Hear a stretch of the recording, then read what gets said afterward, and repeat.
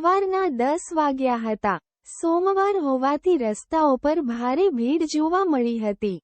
પટનાના મીઠાપુરમાં પણ આવી જ સ્થિતિ જોવા મળી હતી. માર્ગો પર ભીડના કારણે વાહનો ધીમી ગતિએ આગળ વધી રહ્યા હતા. એ જ ભીડમાં એક ઓટો પણ હોર્ન વગાડીને પસાર થવાનો પ્રયાસ કરી રહી હતી. તેમાં એક છોકરી બેઠી હતી, જે વારંવાર ઓટો ડ્રાઈવરને કહી રહી હતી કે તેને જલ્દીથી જલ્દી પટના જંકશન રેલવે સ્ટેશન લઈ જાઓ. પરંતુ ભીડને કારણે ઓટો આગળ વધી શકી ન હતી. ઓટોમાં બેઠેલી યુવતી ક્યારેક પોતાની ઘડિયાળ તરફ જોતી તો ક્યારેક ઓટોમાંથી પાછળની તરફ જોતી.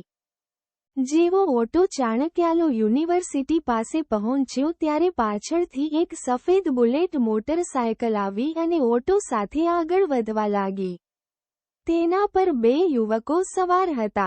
તેમને જોઈને યુવતી ડરી ગઈ અને ડ્રાઈવરને ઓટો ભગાડવા કહ્યું. પરંતુ ભીડને કારણે ઓટો ચાલક ઓટોને ભગાડી શક્યો ન હતો.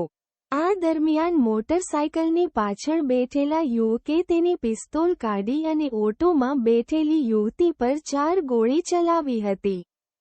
યુવતી પર ગોળીબાર કર્યા બાદ મોટરસાયકલ સવારો જાણે પાછળથી આવ્યા હોય તેવી સરળતાથી આગળ વધી ગયા હતા. કોઈ તેમને રોકવાની હિંમત પણ કરી શક્યું નહીં. ગોળી માર્યા બાદ બાળકીએ બૂમો પાડી ત્યારે ઓટો ચાલકે ઓટો રોકી અને યુવતીને મદદ કરવાને બદલે તે ઓટો છોડીને ભાગી ગયો. ફાયરિંગથી બજારમાં અરાજકતા ફેલાઈ ગઈ હતી. લોકો દુકાનો બંધ કરવા લાગ્યા.